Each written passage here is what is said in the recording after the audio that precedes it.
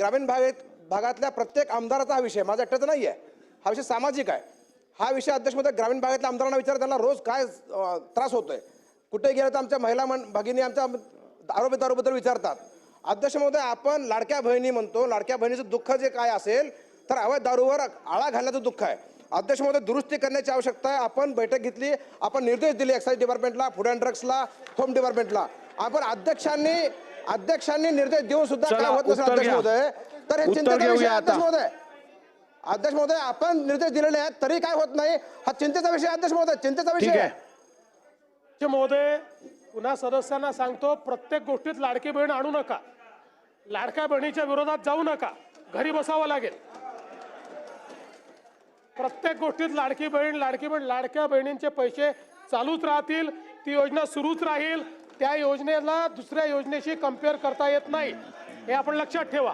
दुसरं, माननीय अध्यक्ष महोदय, आपण जर काही निर्देश दिले असतील आणि त्याची अंमलबजावणी झाली नसेल तर तात्काळ ती करण्यात येईल. ठीक आहे. तर आपण पाहिलं असेल, लाडकी बहीण योजना बंद होणार नाही, परंतु लाडकी बहीण योजनेच्या 17व्या हप्त्याची तुम्ही वाट पाहत असाल.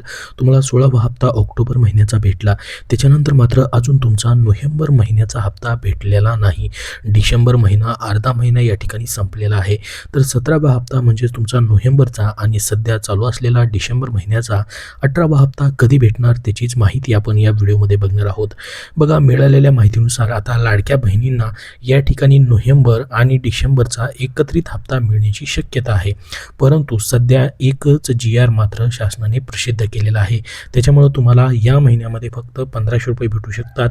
परंतु अजून जर या ठिकाणी निर्णय झाला तर दोन्ही हप्ते तुम्हाला एकत्रित दिले जाऊ शकतात. कारण की 17वा हप्ता जो आहे त्याचा GR येऊन या ठिकाणी 3 ते 4 दिवस झालेले आहेत, परंतु अजून देखील 17व्या हप्त्याचं वितरण जे आहे या ठिकाणी सुरू झालेलं नाही. तर मग नेमका तुमचा नोव्हेंबरचा लाभ जो आहे तो कधी भेटू शकतो, तर बघा, या महिन्याच्या एंडिंगपर्यंत कधीही तुम्हाला वितरण जे आहे 17व्या हप्त्याचं म्हणजेच नोव्हेंबर हप्त्याचं या ठिकाणी सुरू होऊ शकतं. त्याच्याबद्दल जशी फिक्स डेट होईल तशी तुमच्यापर्यंत माहिती दिली जाईल. बघा, ह्याचं वितरण जे आहे पहिल्या किंवा दुसऱ्या आठवड्यातनं ह्या डिसेंबर महिन्याच्या सुरू व्हायला पाहिजे होतं, नोव्हेंबर महिन्याचं, परंतु ते झालेलं नाही. मागचे 5 ते 6 महिन्यापासून हा प्रत्येक महिन्याचा लाभ जो आहे तो लेट होताना दिसतो आहे. त्यामुळे सरकारने कुठेतरी प्रत्येक महिन्याच्या इन्स्टॉलमेंटची एक तारीख फिक्स देखील करणं गरजेचं आहे. तुम्हालाही वाटतं का सरकारने एक तारीख फिक्स केल्यास तुम्हाला मदत होईल? कमेंट बॉक्समध्ये सर्वांनी हो म्हणून नक्की सांगा. तुम्हाला तसं वाटत असेल तर एक तारीख सरकारने फिक्स करावी का? तर बघा, आता महत्त्वाची माहिती आली आहे. सध्या आपण या ठिकाणी जर बघितलं, लाडकी बहीण योजनेबद्दलची या ठिकाणी माहिती आलेली आहे.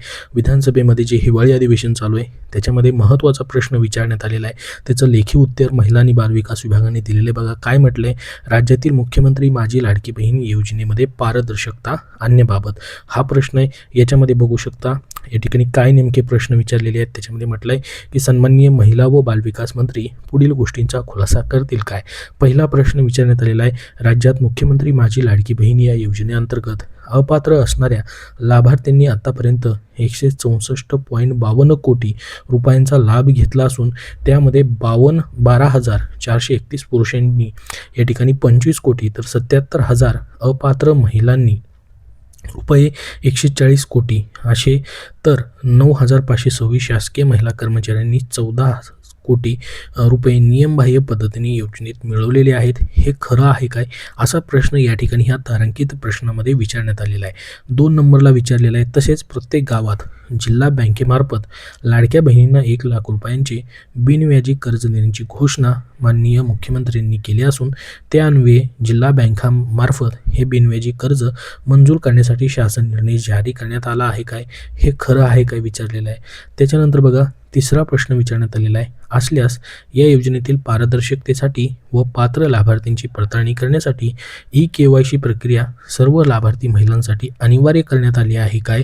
असून बऱ्याच वेळा लाभार्थी महिलांचे वडील मृत असणे, पती हयात नसणे किंवा घटस्फोट झालेला असणे, नेटवर्कच्या काही तांत्रिक समस्या EKYC करताना अडचण येत असल्याचे सदर प्रणाली अद्ययावत करता येत नसल्याचे निदर्शनास आले आहे. हेही खरं आहे काय विचारलंय. बघा, EKYC बद्दल देखील विचारलंय. चौथा प्रश्न विचारलाय, उक्त प्रकरणी शासनाने चौकशी केली आहे काय? त्यानुसार योजनेमध्ये पारदर्शकता आणणे, अपात्र पुरुष, महिला तसेच सरकारी कर्मचाऱ्यांकडून वसूल करण्यासह KYCमध्ये येणाऱ्या त्रुटी दूर करण्याबाबत कोणती कार्यवाही करण्यात आलेली आहे, नसल्यास विलंबाची काय कारणं आहेत हे देखील विचारलेलं आहे. तर बघा याच्यामध्ये आता या ठिकाणी पुढे जर बघितलं आपण, स्वतः महिला आणि बालविकास मंत्री अदिती तटकरे यांनी या ठिकाणी त्याचं उत्तर दिलेले आहेत. पहिला जो प्रश्न आहे ज्याच्यामध्ये जे अपात्र लाडक्या बहिणी आहेत, पुरुष आहेत किंवा अपात्र जे पण आहेत यांच्यामार्फत या ठिकाणी संपूर्ण योजनेमधून जो पण 164.52 कोटी रुपयांचा लाभ त्यांनी घेतलेला आहे का, हे खरं आहे का हे विचारलेलं आहे. तर हे अंशतः खरं आहे असं उत्तर त्यांनी दिलेलं आहे. तर बघा 164 कोटी रुपयांचा या ठिकाणी लाभ आत्तापर्यंत घेतलेला आहे, ते विचारलं होतं, ते अंशतः खरं आहे असं आहे. पहिल्या प्रश्नाचं उत्तर आहे. दुसऱ्या प्रश्नाला त्यांनी काय म्हटलं बघा, याबाबतचा शासन निर्णय या विभागाकडून निर्गमित करण्यात आलेला नाही. तर बघा दुसरा प्रश्न तुमचा या ठिकाणी काय होता, तर लाडक्या बहिणींना जिल्हा बँकांमार्फत 1 लाख रुपयांचं बिनव्याजी कर्ज देण्याची घोषणा केलेली आहे काय आणि त्याचा GR काढलेला आहे काय. तर असा कुठलाही शासन निर्णय जो आहे विभागाकडून देण्यात आलेला नाही, म्हणजे कर्ज योजना सध्या चालू नाही आहे. तिसरा व चौथ्या प्रश्नाला त्यांनी म्हटलं आहे, मुख्यमंत्री माझी लाडकी बहीण या योजनेअंतर्गत पात्र लाभार्थी महिलांची पडताळणी आणि प्रमाणीकरण करण्यासाठी KYC माध्यमातून आधार ऑथेंटिकेशन करण्यास शासन परिपत्रक 18 नोव्हेंबर 2025 अन्वये मान्यता देण्यात आली आहे. सदर योजनेअंतर्गत पात्र लाभार्थी महिलांची पडताळणी आणि प्रमाणीकरण चालू आर्थिक वर्षात 18 सप्टेंबरपासून ते 2 महिन्याच्या आत पूर्ण करण्यास बंधनकारक करण्यात आले होते.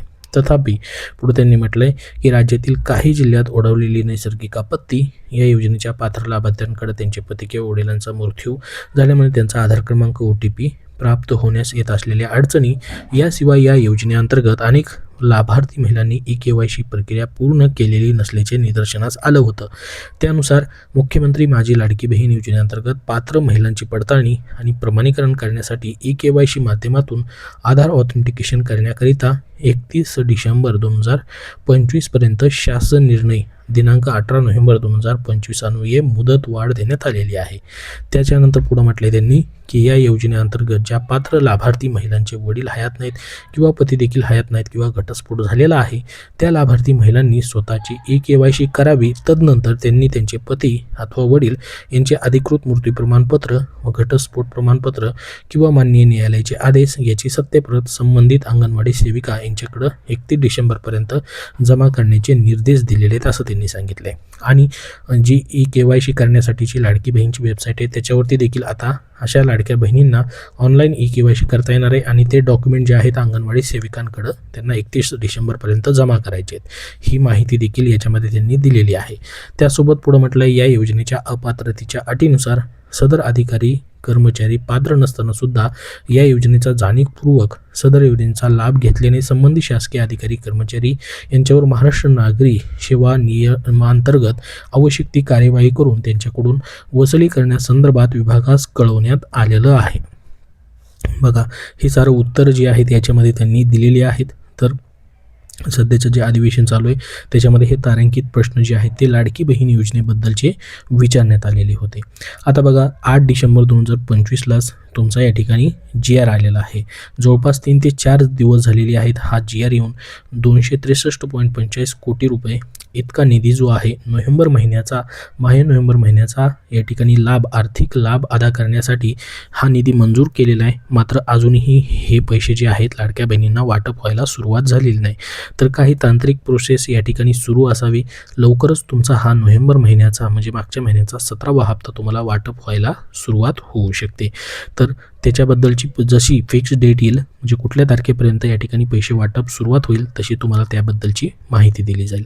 आता बघा 21 रुपयाबद्दल देखील या ठिकाणी लाडक्या बहिणींचे 21 रुपये जे आहेत 1500वरून 2100 करण्यासंदर्भातला जो निर्णय मागे घेण्यात आलेला होता, परंतु त्याचे अजून या ठिकाणी 21 रुपये कुठल्याच लाडक्या बहिणींना भेटत नाहीत. तर हे 21 रुपये 1500 ऐवजी 21 रुपये कधीपासून भेटतील असा प्रश्न देखील या अधिवेशनामध्ये विचारण्यात आलेला होता. स्वतः उपमुख्यमंत्री एकनाथ शिंदे यांनी सांगितलेलं आहे की योग्य योग्य वेळ आल्यास या ठिकाणी आम्ही 21 रुपये देखील लाडक्या बहिणींना देणार आहोत. परंतु अजून याच्याबद्दल फिक्स डेट झालेली नाही की कुठल्या तारखेपासून या ठिकाणी 21 रुपये द्यायचे म्हणून. जशी याच्याबद्दल अजून माहिती येईल तशी तुमच्यापर्यंत नक्की शेअर केली जाईल. सध्या या व्हिडिओमध्ये एवढीच महत्त्वाची माहिती. अजून तुमचे काही प्रश्न असतील तर कमेंट बॉक्समध्ये कमेंट करून नक्की विचारा. हा व्हिडिओ नक्की लाईक करा व पुढील सर्व अपडेट पाहण्यासाठी आपल्या चॅनलला नक्की सबस्क्राईब करून ठेवा. धन्यवाद.